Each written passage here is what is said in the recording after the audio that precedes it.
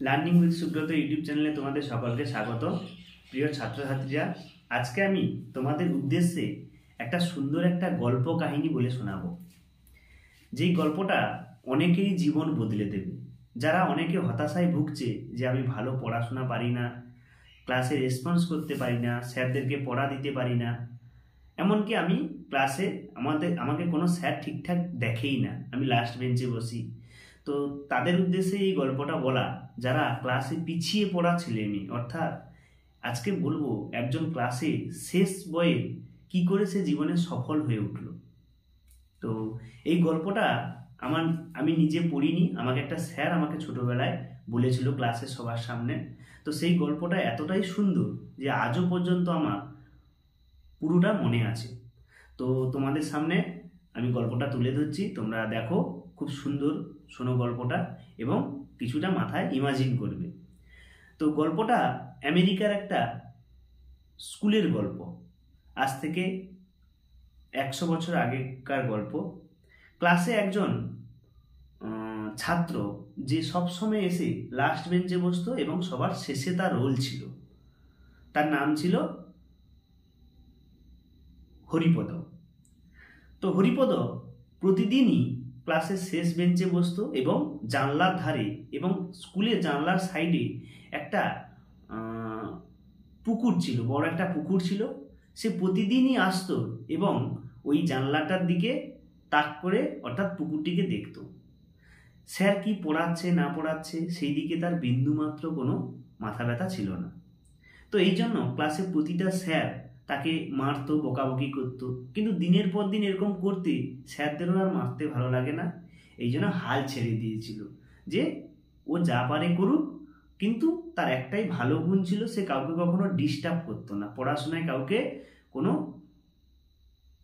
অসুবিধা করতো না। তো একদিন কি হলো, হরিপদ যখন স্কুলে এলো, এবং একটা কথা বলে রাখি, সে যেখানে বসতো সেই জায়গাটা কিন্তু তার ফিক্সড ছিল, তার জায়গায় কেউ বসতো না, কারণ ক্লাসের লাস্ট বেঞ্চে একদম কোনায় সাইডে। কারণ সবাই চাইতো ভালো হওয়ার জন্য, সবাই স্যারদের কথা শুনতো, কিন্তু সে তার নিজের মতো চলতো, কারোর কথা শুনতো না, কিন্তু কাউকে ডিস্টার্ব করতো না। ক্লাসে যখন ভালো লাগতো সে স্যারের দিকে তাকাতো, পড়া শুনতো, না হলে বই বইকে মাথা গুঁজে দিয়ে শুয়ে পড়তো। তো এমন একদিন গেছে, তো একদিন স্কুলে গেছে হরিপদ, গিয়ে দেখে সেই ক্লাসের লাস্ট বেঞ্চে যখন বই ব্যাগে মাথা গুঁজে দিয়ে পুকুরটার দিকে তাকায়, তখন দেখে ওই পুকুরে সমস্ত জল ছিঁচে দিয়েছে, জল তুলে দিয়েছে মাছ ধরার জন্য যাদের পুকুর তারা।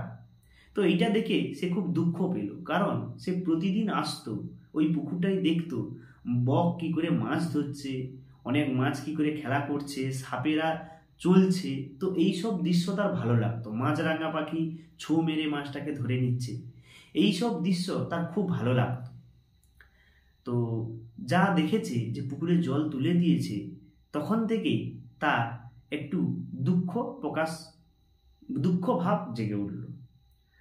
তো তখন চুপ করে মাথা গুঁজে দিয়ে সেই পুকুরটার দিকে তাক করে বসে আছে। তো দেখছে পুকুরটা জল তুলে দেওয়ার পর একটু কাদা মাখানো জল টল থাকে, সেই জলে একটা সাপ, ছোট্ট একটা বিষহীন সাপ, সে জলঢোড়া সাপ, সেই পুকুরটা কাদা বেয়ে বেয়ে এগিয়ে যাচ্ছে। তো তখন হরিপদর মাথায় একটাই চিন্তা এলো, যে তার মাথায় একটাই ভাবনা এলো যে সাপের তো পা থাকে না, তাহলে সে চলছে কিভাবে।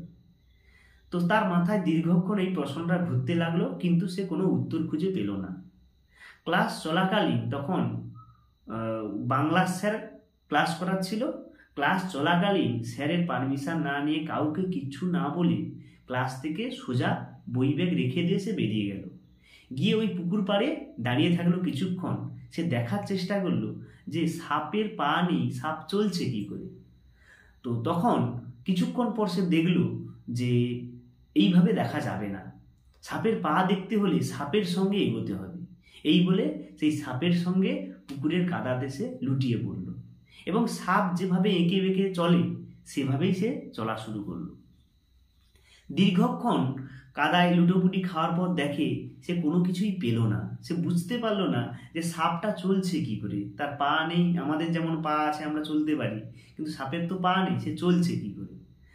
তো কিছুক্ষণ প্রশ্নের উত্তর না পাওয়ার পর সে কি করলো, সেই সাপটিকে হাতে ধরে স্কুলে এলো, ক্লাসে এলো। ক্লাসে সবাই তার কর্দমাক্ত দেহ, কাদামাখা দেহ এবং তার গলায় সাপ দেখে সবাই হতভম্ব হয়ে গেল। সাপের মাথাটি চেপে রেখে গলায় জড়িয়ে সে ক্লাসে এলো। সবাই দেখে অবাক, সবাই যে যা ছুটে পালাতে চাইলো, কারণ অনেকেই সাপকে ভয় করে। এমনকি স্যারেরও তার কাছে যেতে সাহস পেল না। তখন তাকে সেই অবস্থাতে বাড়ি পাঠিয়ে দিল, তাকে ক্লাসে আর ঢুকতে দিল না। তার বই ব্যাগ টই ব্যাগ সবই ক্লাসে থাকলো। তো তখন সে ক্লাস থেকে বেরিয়ে গিয়ে বাড়িতে গেছে। বাড়িতে যখন যায়, তার মা কলিং বেল দিয়ে যখন দরজা খোলে, মা যখন দেখে যে তার ছেলেকে চেনাই যাচ্ছে না, পুরো দেহ গোটা কাদাতে মাখানো, তখন তার মা দেখে অবাক হয়ে গেছে। এখন তোর স্কুল ছুটির সময় না, অফ টাইম, টিফিনের টাইমে ও কী করে বাড়ি আসতে পারে। কিছুক্ষণ পর দেখলো তার গলায় একটা সাপ জড়ানো। তো মা দেখেই ভয়ে বাড়ির দিকে ছুট দিল। তখন তার মাকে বলল, মা আমি একটা পরীক্ষার জন্য একটা বিষয়কে নিয়ে ভাবছিলাম, এই জন্য সাপটাকে আমি ঘরে আনলাম, আমি একে লালন পালন করে এর কাছ থেকে কিছু শিখতে চাই। তো ছেলের কথা কিছু মনে করলো না, বারবার বোঝাতে লাগলো যে সাপ কামড়ে দেবে, সমস্যা হবে, সে কিছুই শুনলো না। সে তখন বাড়ির বাথরুমে গিয়ে গা হাত পা পরিষ্কার করে সাপটাকেও পরিষ্কার পরিচ্ছন্ন করে একটা কাঁচের স্ল্যাবের মধ্যে সাপটাকে বন্দি করে রাখলো। এবং চান করার পর তখন থেকে বাড়িতে এসে কোনো কাজ করা বাদ দিয়ে সে শুধু ওই কাঁচের স্ল্যাবের ভিতরে দেখতে লাগলো সাপ এদিক ওদিক চলছে, কিন্তু তার পা নেই, সে চলছে কি করে। তো দীর্ঘক্ষণ দেখার পর সে কোনো উত্তর পেল না। এরকম একদিন দুদিন বারবার সাপটাকে দেখছে। দেখতে দেখতে তার মাথায় একটা জিনিস এলো যে সাপ কিভাবে চলছে সেটাকে সে আস্তে আস্তে করে দেখবে, মানে কিভাবে এগোচ্ছে। কিছুক্ষণ পর দেখলো যে সাপের তল পেটে বা পেটের তলায় কিছু খাঁচ কাটা আঁশ থাকে। যেমন করে কেন্নর থাকে অনেকগুলো পা, সেরকম সাপের খাঁচ কাটা আঁশ থাকে। এবং সেই আঁশগুলো যখন সাপ চলে, সেই আঁশগুলো এইভাবে দাঁড়িয়ে যায়, এইভাবে খাড়া হয়ে দাঁড়িয়ে যায়। এবং সেটা যখন খাড়াভাবে দাঁড়ানোর পর যখন ধেপে যায়, তখন সে এগিয়ে চলে এইভাবে, একটার পর একটা এইভাবে এগিয়ে চলে। এবং এইটা এতটা দ্রুত গতিতে হয় যে সাপ খুব স্পিডে এঁকে বেঁকে চলতে পারে। তো এই জিনিসটা তার মাথায় প্রথম এসেছিল এবং সেখান থেকে সে সাপ নিয়ে গবেষণা শুরু করলো। পরবর্তীকালে তিনি হলেন বিজ্ঞানী নাজা, অর্থাৎ সাপের যে বিজ্ঞানী তার নাম হচ্ছে নাজা।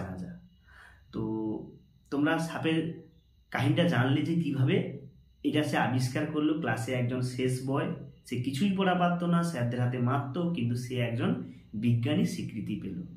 তো নামটা আমি একটা হরিপদ নাম দিয়ে প্রকাশ করলাম, কারণ যদি আগেই তোমাদের নামটা বলে দিতাম তাহলে শেষে এতটা আনন্দ থাকতো না। তো এই জন্যই তোমাদের বলা, আমি যখন ক্লাস নিতে যাই, অনেক ছাত্রছাত্রী যারা শেষ বয় তারা স্যারের দিকে তাকাতেও লজ্জা বোধ করে যে আমরা পড়া পারি না, কিছু দিই না, বা কিছু প্রশ্ন জিজ্ঞেস করলে পারি না, অনেক লজ্জা বোধ করে স্যারের দিকে তাকাতে লজ্জা পায়। তো তাদের উদ্দেশ্যেই বলা, তো প্রত্যেকের মধ্যে কিছু না কিছু ট্যালেন্ট অবশ্যই আছে। তো তোমার যেটা নিয়ে গভীর ভাবনা, তুমি সেটা নিয়েই এগো, অবশ্যই সফল হবে। যেমন করে আমরা বিজ্ঞানী নাজার কাহিনী জানলাম যে কিভাবে সে সফলতার দিকে এগিয়ে গিয়েছিল ক্লাসে প্রশ্নপত্রের উত্তর দেওয়া ছাড়া। তো এইভাবেও তোমরাও জীবনের পথে এগিয়ে যেতে পারো। তো আজকে এই মোটিভেশনাল একটা স্টোরি তোমাদের কাছে শেয়ার করলাম। তো তোমাদের যদি ভালো লাগে বন্ধুদেরকে শেয়ার করো যারা নতুন চ্যানেলে। এরকম আরও গল্প শুনতে চাইলে, প্রত্যেকটা বিজ্ঞানীদের কিভাবে জীবনী গেছে, কিভাবে তারা স্ট্রাগল করে এসেছে, তো আমি প্রত্যেক মাসে একটা করে এরকম বিজ্ঞানীদের জীবন কাহিনী তুলে ধরবো। তো যারা নতুন, চ্যানেলটিকে সাবস্ক্রাইব করো এবং বেল আইকনটি ক্লিক করো, যাতে ভিডিওটা আপলোড হওয়ার সঙ্গে সঙ্গে তোমরা নোটিফিকেশান পেয়ে যাও।